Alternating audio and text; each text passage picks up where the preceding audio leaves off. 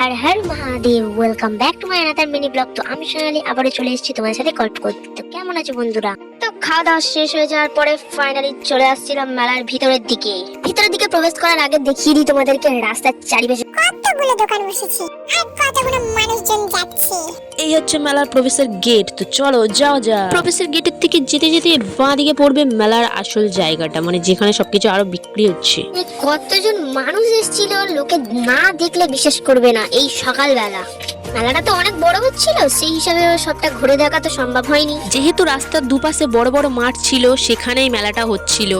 আমরা সবাই প্রথমে বাম দিকটাই এলাম, ঘুরে দেখলাম। বন্ধুরা তোমরাও দেখতে পাচ্ছ কত সুন্দর সুন্দর খাট বিক্রি হচ্ছে।